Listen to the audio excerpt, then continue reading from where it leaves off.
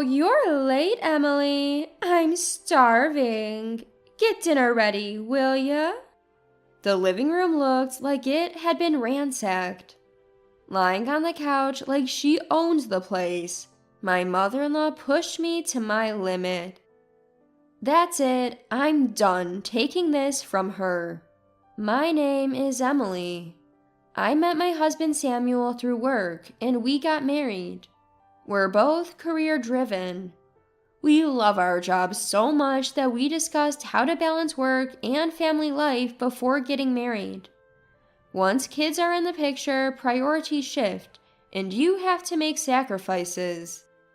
We chose not to have children so we could focus on our careers and eventually go independent. We share the housework and vow to support each other. Our jobs keep us busy, but we get along well. We spend our weekends chatting about work or enjoying some leisure time. But there's one yearly event that's pure torture for me: going on vacation with my father-in-law and mother-in-law. Samuel and I agree that family is important. Since he respects my family, I want to do the same for his. I don't mind going on these trips. It's just my mother-in-law who irks me. She just can't stand me. During a family meeting, Samuel explained that we wouldn't be having kids and would continue working. While my father-in-law was understanding, my mother-in-law flew off the handle. How can you marry a woman who doesn't want kids? I've been looking forward to grandchildren. Women should quit their jobs when they get married. Women can't accomplish anything meaningful in the workplace.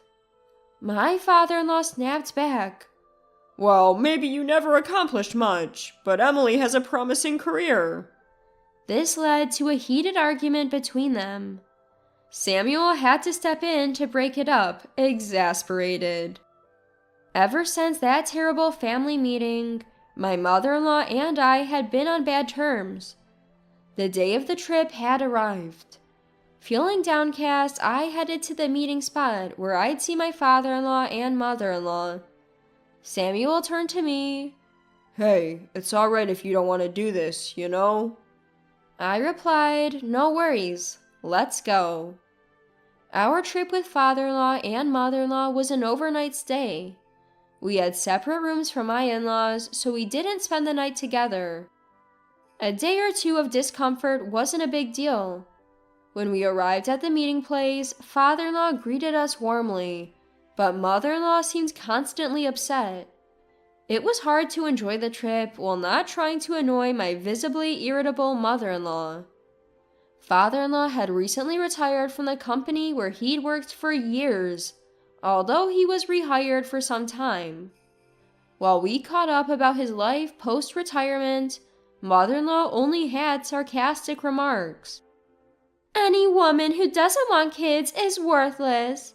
Poor Samuel married to someone like you. You should quit your job and focus on housework, she muttered. Eventually, father-in-law had enough.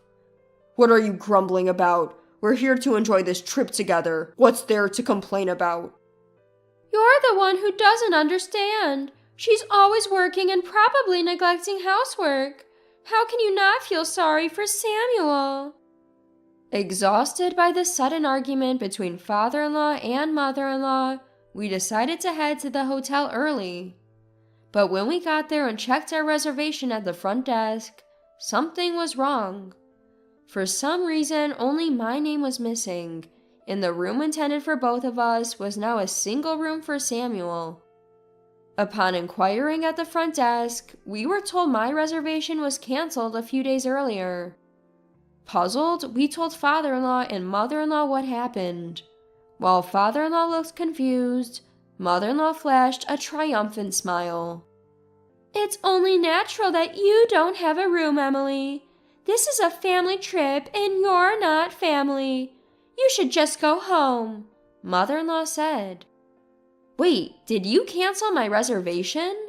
Of course, it was me. Father-in-law Samuel and I were all speechless. It was like she didn't even realize the outrageousness of her own words. Sighing, I said, "All right, then I'll leave since I'm not family." "Good, go now." I'm going too. As Samuel stood up to leave with me, mother-in-law raised her voice. "What?" Even father-in-law stood up and said, I'm leaving too. Leaving mother-in-law to distort her face in confusion.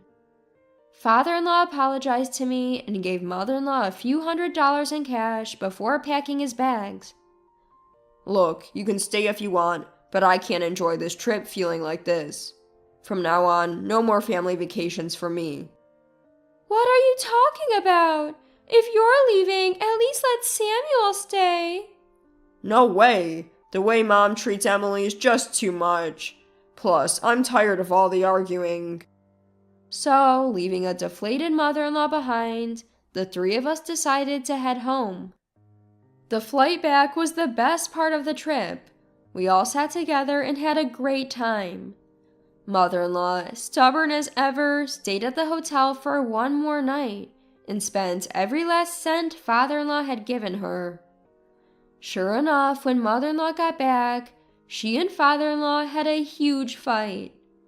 According to Samuel, their relationship had been rocky for a while now. Samuel was worried their relationship might get even worse now that father-in-law had more time at home. That worry turned out to be well-founded a few days later. Samuel went to work and I was enjoying my day off when the doorbell rang. There stood mother-in-law with a load of bags. "What? Mother-in-law?" "I'm done living with my husband. I'm staying here for a while." Ignoring my shock, mother-in-law waltzed in and took over the living room. Feeling stuck, I called Samuel at work. "Sorry to bother you at work, but mother-in-law just showed up here." "What?" Upon hearing my report, Samuel was shocked and tried to call his father, but it seemed like his dad didn't answer the phone. I tried to ask mother-in-law what happened between her and father-in-law and suggested they should talk, but she just ignored me. Meanwhile, mother-in-law lounged on our sofa as if she owned the place. "Ugh, what a filthy house. It's all because you work, Emily. Being under the same roof with you is unbearable. Samuel really needs to divorce you soon," she muttered incessantly. I was resigned to her comments, going about my life as usual. She, however, never stopped badgering me.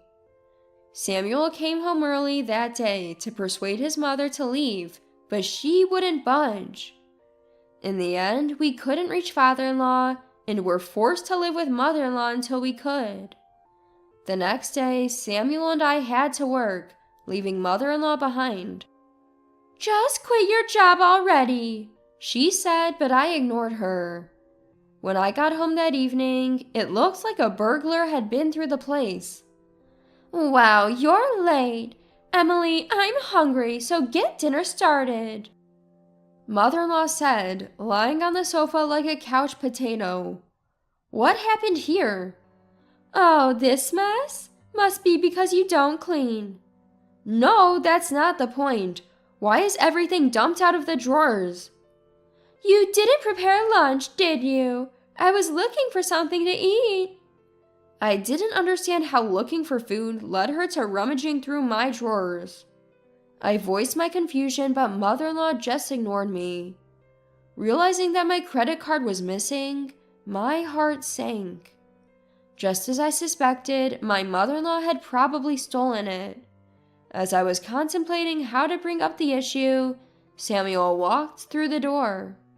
Seeing the state of the house, he immediately started arguing with his mother.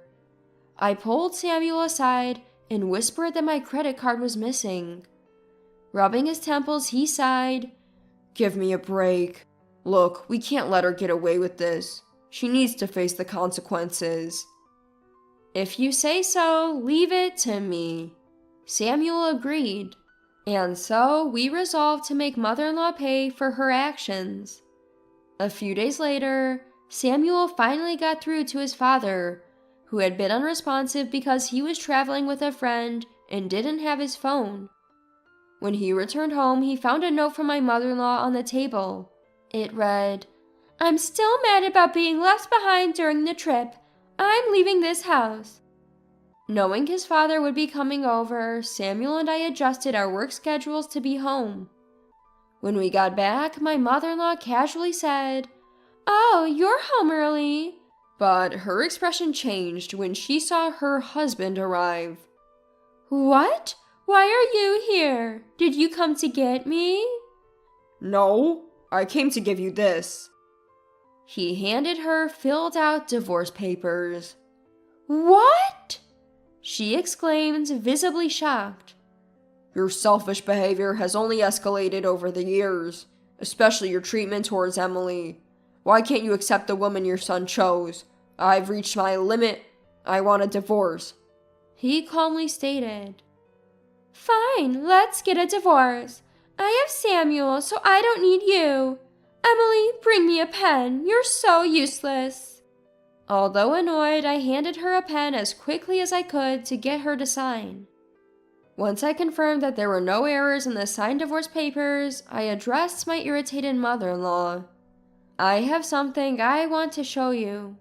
"What could be so important right now?" she snapped. I opened my laptop in front of her. On the screen was a video of her shopping. "I'm going to zoom in," I told her as I enlarged the image. In her hand was an illustrated credit card. "That credit card isn't yours, is it?" "Well, it's mine." You don't have a credit card. I had already checked with father-in-law, who spoke in a tone of disbelief. You see, mother-in-law had once maxed out a credit card without father-in-law's knowledge, so ever since, father-in-law hadn't let her have a credit card. Mother-in-law loudly snapped at father-in-law. "I'm the one who made it." Samuel coolly retorted, Like you could make it. This card is a limited edition, you know. See the artwork? It was only available during a special collaboration. As Samuel pointed out, this credit card was indeed a limited edition. I loved the artwork on it and had gotten the card when it was in a collaboration. I usually kept it tucked away in a drawer as a kind of collection. So the thing is, mother-in-law had stolen it. We could have suspended the card immediately, but Samuel and I let mother-in-law dig her own grave so we could gather irrefutable evidence. I have time-stamped photos, and when we checked the card's transaction history, it matched the time mother-in-law was out shopping. Seems like you've bought other luxury items too. It's not true. I didn't steal any credit card.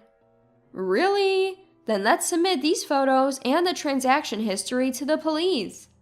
We need to find out who misused the card if it wasn't you. The police? Mother-in-law's voice cracked in surprise. Of course, someone stole from us, I said, and mother-in-law started making outrageous claims. The photo is fake. Who would even take such a picture? Someone just fabricated this. I'm innocent. I took that photo. What? As I've told you before, I'm a journalist. I work as a journalist, capable of tailing people and collecting photographic evidence if needed. Mother-in-law had no chance of escaping with a pro like me on her tail. I operated my laptop and displayed photo after photo of mother-in-law buying various luxury goods. If it wasn't you, the police will figure it out when we present all this evidence. Don't worry, and if police involvement seems unlikely, we'll get a lawyer. I knew that police often don't intervene in civil matters. Them taking action over mother-in-law misusing the credit card without permission was unlikely, but I had used the threat of calling them. However, the idea of consulting a lawyer was real. I was collecting evidence photos to claim damages. Even if you're my daughter-in-law, I'm still your mother. What kind of horrible person takes such pictures of family? Odd, I recall you saying I wasn't family when we went on a trip. Upon hearing my confrontational words, mother-in-law's face turned beet red. In a flustered state, she shoved father-in-law aside and ran out of the house. While I was asking father-in-law, who had fallen, "Are you okay?" Samuel sprinted out of the house. Given that Samuel enjoys running, he's pretty quick on his feet. Mother-in-law had no chance to escape and was caught almost immediately. I informed her that I would report to the lawyer that she had injured father-in-law in addition to running away. Although father-in-law wasn't seriously hurt, he did injure his back and had to go to the hospital. I told mother-in-law we would also be billing her for the medical expenses, to which she tearfully responded, "I don't have that kind of money." I didn't care. Samuel said, "I can't deal with parents like this," and handed mother-in-law a letter of disownment, thus completing her eviction. As promised, we contacted a lawyer we know and initiated the process to cut ties with mother-in-law, including claims for damages and medical expenses. Later, we heard that mother-in-law had moved in with her estranged sister and brother-in-law to borrow money. Although her sister's family runs a business and lent her the money, mother-in-law now works like a horse to pay it back. We ended up living with father-in-law. It wasn't a big deal, but we were concerned about leaving father-in-law alone with his sore back. Father-in-law has been proactive in helping around the house, which has been a great relief to both Samuel and me. Father-in-law's years of work experience also bring valuable advice to our careers. Of course, if father-in-law's health deteriorates, we're prepared to support him fully. Now that mother-in-law is out of the picture, the three of us are living harmoniously, enjoying the return of peaceful days.